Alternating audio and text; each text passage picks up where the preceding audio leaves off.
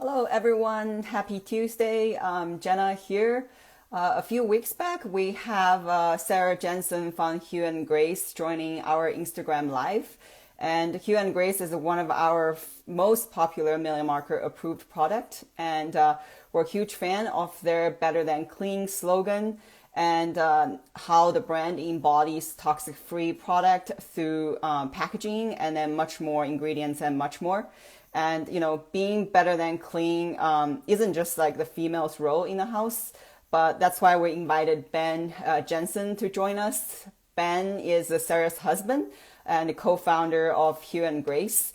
And if you're interested in shopping for Hugh and Grace product, please click our link in bio. And all Million Marker followers get 10% off by using the code million at checkout. Now let's see if Ben is here. I'm gonna invite him. Here he is. Invited him. So we'll see. Hopefully there's no technical difficulties. So I know Hugh and Grace just joined. Invite one more time. Hi, Jenna. Oh, here you are. Hey, Ben. How are you? Good, good. This is like super smooth, so no technical difficulties. Hey, the day is young. Come on. Yeah, this is awesome. I'm always worried about the awkward silence, in the beginning. I'm like, what should I say Dead right air. Dead air. So Great thank you. Yes, yes. Yeah, absolutely. Great to be with you. Thank you for the invite. No, thank you for joining. We're like super happy to have a male perspective. Hey, Seeing, yeah, I'm a male.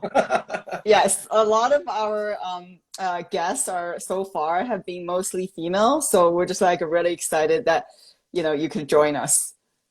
Well, thank you for having me. I'm happy to lend my voice however I can, and I love the work that you're doing, and you've been a great supporter of Hugh and Grace, and so anything I can do to help you is that's easy. Yes, thank you. So before we get started, tell all the viewers a little bit about your education and business background. Yeah, so I'm Ben Jensen. I'm the co-founder and co-CEO of Hugh and Grace, and we are a wellness company with a focus on skincare currently. We have a lot of other product lines coming along. Our whole journey is kind of related to our personal background, and so I'll hit that and then give you my business background in there. Our company was founded on really a personal struggle. My wife and I tried for 14 years to have a family, and we're unsuccessful. And we learned a lot about, actually quite late in our process, after going through many rounds of IVF, we learned about toxic chemicals. We learned about hormone-disrupting chemicals. We learned about these things that we wish we'd have known. And that was the reason why we started Hugh and Grace, the company, because we had also been gifted. My sister gave birth to our son, Hugh, as our surrogate, and my wife's sister gave birth to our daughter, Grace, as our gestational surrogate. So we are incredibly fortunate, and that is what brought me to you. What brought me to running a business in personal care is a bit of a departure, but my background, I've been largely an investor, real estate, private equity. I've also operated some businesses.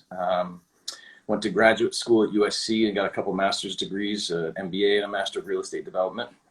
And then just started on a career that was varied, but also I had the good fortune to be able to help reshape and turn around some businesses and learn a lot of lessons that have benefited us as Sarah and I, my wife and co-founder, were looking at how we should take Hugh and Grace to market. And I think a lot of those learnings really prepared us to look at the world a little bit differently and look at the power of conversation and of personal connection. And so that's really the business model we created with Hugh and Grace. So we harnessed business learnings, what we learned on direct consumer and having a relationship with the customer, and then thought about, all right, if our customers or our advocates are the ones who are sharing about our products and our mission and about the mission of cleaner products and and hormone disruption, we'd like to figure out how to reward them rather than just Facebook and Google. We want to reward individuals, and so that's our business model. It's a really, we call it peer-to-peer It's a modernized way for people to share products and then receive the commission for it. And we're having a lot of fun beyond just doing that. So that's maybe more than what you wanted to know, but that's my background in a nutshell, and in the context of why I'm sitting here with you. It did came in handy when you're and Sarah building Here and Grace, and I just love the peer-to-peer education, and it's not just education and rewarding advocates, but it's also empowering people and them going out empowering people, and I find that super powerful. Yeah, well, thank you. It's been incredible. We launched our business. We incorporated just before COVID. We were set to launch. We had all of our funding lined up and everything else, and then COVID hit, and it pretty much delayed us for a year. And there was some tough times in that period, but we weathered the storm. Really learned some good early lessons, and we've been really fortunate to be growing rapidly. And it feels a lot better than when we started. I can tell you, rapid growth is more fun than trying to figure out how to get launched. This is awesome. So how does a discussion like starting a company even come up in a family? Like, how did you and Sarah first discuss this? Yeah, well, you know my wife. It kind of went like this. Yes. Ben, we have our kids. We learned a lot. We need to do something about it. I think we should start a business or start something. And I said, no, I don't want to. I want to relax. We've got our kids. Let me be at peace. And then she didn't stop. She kept saying it. And then she made the case, and I appreciate this about her. We had the good fortune of having good education, having good networks, have really prepared ourselves to, we'd spent a lot of time helping other people succeed, mm-hmm. and really never looked inward and said, what do we want to do? And that conversation of what is it that we want to do with our lives? How do we want to leave an impact on this world? How do we want to help others? That's what led to me coming around to saying, yeah, we do have some work to do, and we do have a unique ability to, and experiences and background and resources. We can do this, and it won't be easy because leaving security and comfort is not, but nothing would be more important. So we really went to work formulating how and what and why. And our business, we first were thinking it's going to be a fertility company because that was our problem. But when we started thinking of and learning about hormones and hormone disruption, that's when we started saying this is so many people in so many different ways. And you are the most qualified to speak on all of those ways. But is my connection okay? Yeah, it's probably me. Now it's good. Okay, great. I never know. You never know how many people are at home working. Yes. How much bandwidth to take away from the neighborhood. Yes. No, I love the mission, and I love the fact that you guys really go out of your ways now to empower people, to help people. Because during Sarah's Instagram live with us, we also had her talk about how she really changed the maternity leave policy and USC and beyond. And that's just like very, very incredible. Yeah, look, we both worked hard on that. She and I she has a ton of passion and an ability to connect with people in a very special way. And my I guess strength would be to really see the big picture and how we can approach things strategically and thoughtfully, and how do we address this stuff. And so I think that's why when I looked at us as a couple working together, I could think of all the reasons why it didn't make sense real fast. But as I thought about our skill sets and how they were not overlapping, they were complementary. I thought if we can treat each other with respect, because that's the hard part when you've got your husband and wife, you can escalate from 0 to 10 like that, because I know what you're thinking right now. You don't, but you think you do. If we could get that in a good, safe place, I thought we could accomplish a lot. It took about 6 months of friction and learning boundaries and learning roles, perhaps. Mm-hmm. And then it's been pretty good. We figured out I'm good at things that she has no interest in, and she's good at things that I have no interest in, and so I stay in my lane over here, and she stays in her lane over here, and then when we need to have big discussions and decisions, we work together jointly. So that's kind of how we've been surviving. This is And I'd argue thriving. this is wonderful. So I asked Sarah the same question, would love to hear your answer to, since everybody could be different. So what does better than clean mean to you? Yeah, I know how Sarah describes it. For me, I studied marketing in undergrad, and then I went into finance and didn't use it a lot. But so much of what is on the market today is driven purely by marketing. So do we really need a 10-step regimen? Well, the advertisers or the companies tell us we do. We don't. And so for me, the idea, clean is a term that I feel like has been overused and even prostituted. And I mean that very specifically.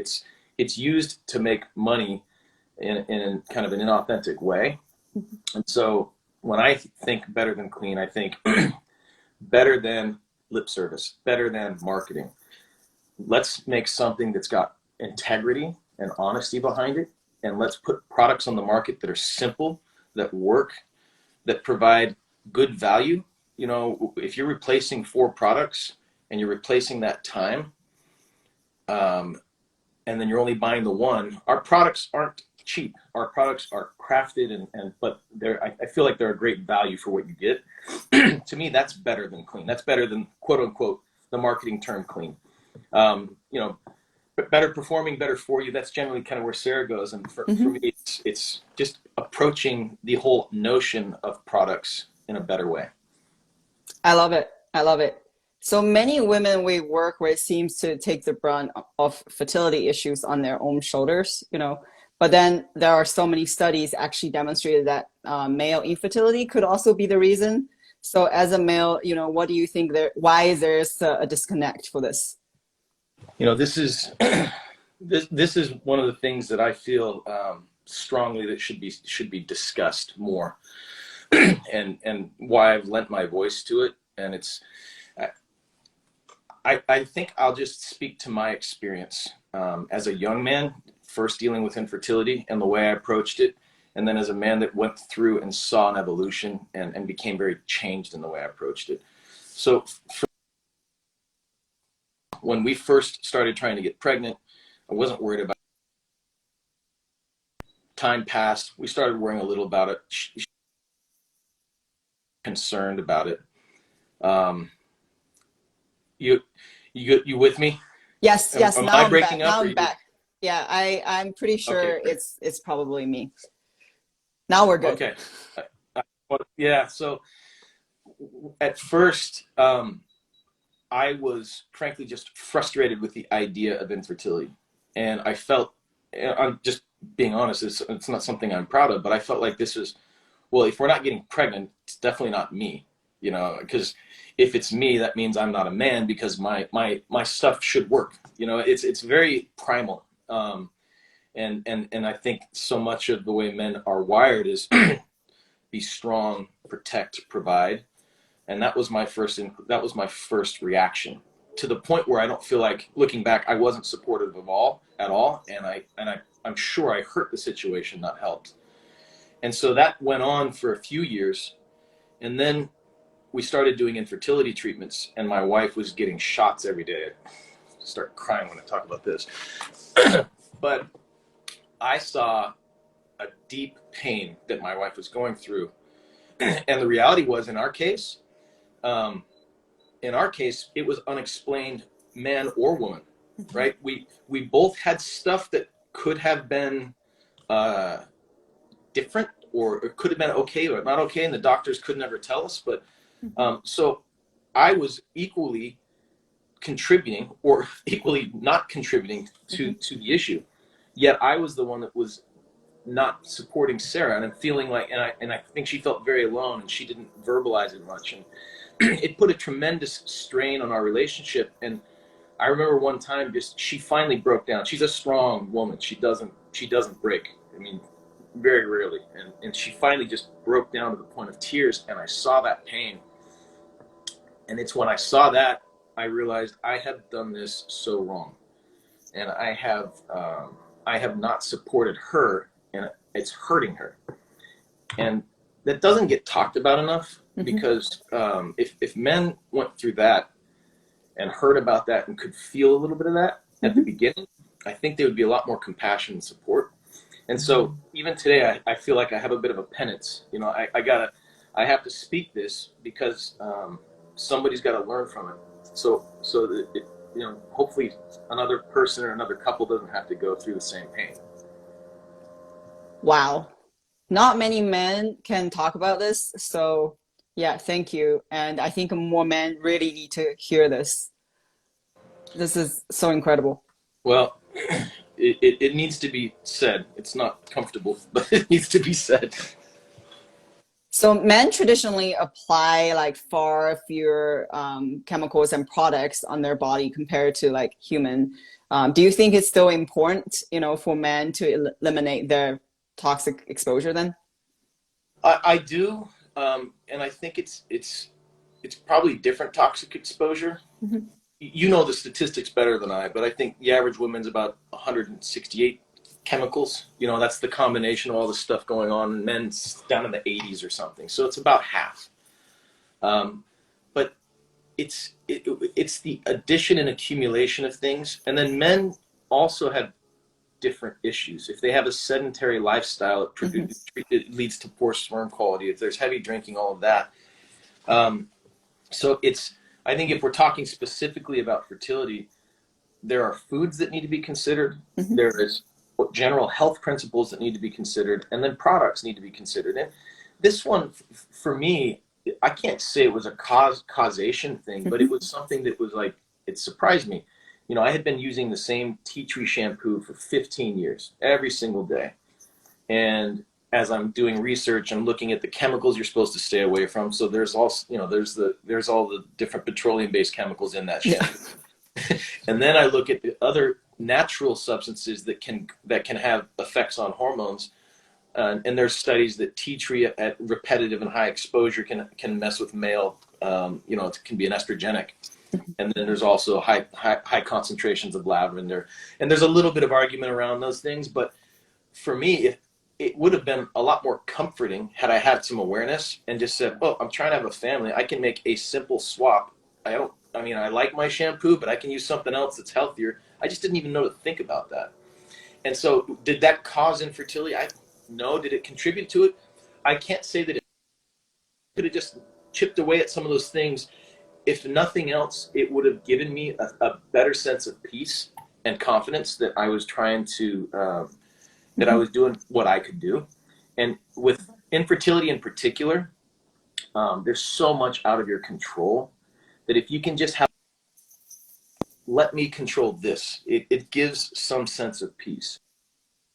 Yes. That's why the whole products discussion, you say it very, very well, that the easiest way to change your chemical load and your chemical exposure is by making changes to the things you put on your body every day. What goes on your body gets in your body. Well, if we learned a little bit and we made some simple substitutions, we could make a step in the right direction. You can't control everything, but I can control this little part. It gives me comfort, gives me, you know, hope. I know Hugh and Grace worked with the award-winning formulators, you know, to come up with your product. So how was that collaboration process look like?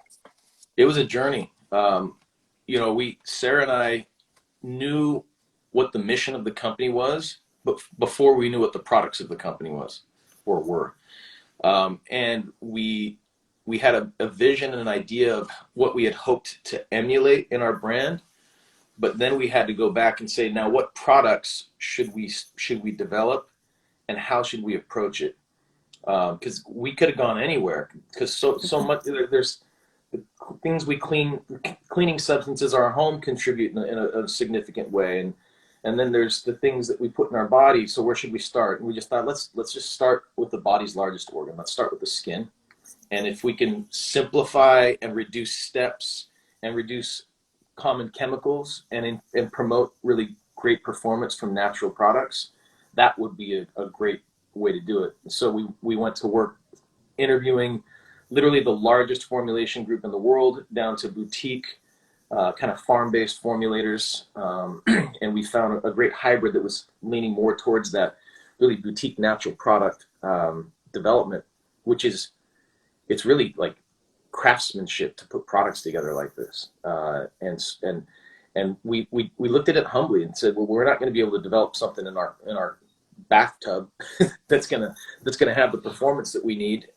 and the rigorous quality standards. So we found a group that has worked and gotten all of the clean certifications you can imagine. We don't really pride ourselves on those certifications because they're always a moving target and really talk about what's not, but we already adhere to all of them. We just don't like to necessarily spend the money to promote somebody else's brand on our packaging. And we may change that, but right now we're focused on growing our company. But that's how we did it. We looked and we approached it humbly and we just said, this is where we need to get, can you help us? And we found a great group that's done a great job with us, and we have several others that we're working with. And it's amazing when you just ask people and you share openly with what you're trying to accomplish. It's amazing what happens. This is amazing. And then also congrats, because you guys putting so much effort now. So Hugh and Grace's Restore and Renew was named Forbes best skincare for men while traveling. So that's like huge. There we go. We made the men's list. Yes, yeah. made the men's list. Look, you know, when we were figuring out how we would package, there's our stuff. And I said, well, you know, Sarah actually said, I want to make sure that men are included in the conversation, which I appreciated. And then I said, and I want to make sure that I wouldn't be embarrassed to have it on my countertop, you know, or travel with it. I was literally on a ski trip this weekend, and I brought both of our serums because I could fit them in my toiletry bag, and I put them out, and the guys were all using it after their skin was all, you know, beat up from being out in the sun and the cold elements. And it was awesome because that was really nice that I could, the same products that my wife uses, I use, we put on our kids. You know, my son, he had some cracked skin, and so we put on our body oil, and we have a new lip treatment that helps you get some cold. So it's great to feel good about what we produce, and not to stress about, is this really clean? Is this marketing? Is this that? It is. we insured it. Echo to that, my husband also really loved the serum because I got him to use it too. There we go. So he loves it. Talk about infertility, and then they need to talk about serums. Absolutely. So, you know, Hugh and Grace have several products. What's your favorite? I guess I'm got disconnected again. No, I'm here. Sorry, you lost me again, huh? Oh, no problem. We're all good. Okay, my favorite product. Well, when we first launched, we only had face serum, which is, you know, it's this. Then we launched, and we had our body oil and our body bar. And initially, my favorite product was the body bar, and I still love it because it smells. It's got it smells like a dreamsicle. Lathers well, and it doesn't dry me out, and so that was fantastic. And then we came out with the night serum. I liked the product, and then one night, Sarah, I was tired, and I said, Sarah, can you just put it on my face? And she said yes, and she put it on my face, and then I loved the product because I had this at-home spa experience. So on days that I'm really extra kind, she puts the night serum on me, and I smell it, and it just smells like it's relaxing, and it doesn't smell like perfume. It's not really fragrant. It smells great. You know, you could say lovely. You could say it's just. So I love it. For me, the senses starts with smell, then and the eyes. I love to cook, and so all of those senses kind of need to come together, and that's what we've been lucky. I'm not lucky. We've worked hard. We've been fortunate that we've been able to come up with these great products. Absolutely. This is so awesome. So thank you so much for joining us today. Hopefully you're not losing me again. No, well, you're Can you hear out, me but okay? I'm happy. You said thank you for. Yeah, I can hear you now. So thank you for having me, Okay. first of Yeah, all, internet. and congratulations on Yes. the good work you're doing. Thank you for having me. Really, Marker. Look forward to doing more I guess together, and happy internet. to help any way that I can. Thank you. We're growing together. So everyone All be right. sure to follow Hugh and Absolutely. Grace, and you can. Yes, thank you. Follow Million Marker. Follow Hugh and Grace, All right, I think and our internet is.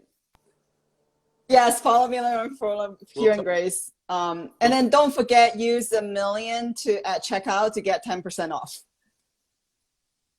Yeah, check out what Jenna's doing. They do at-home chemical exposure testing, and it's something that we're starting to incorporate with our product development stuff.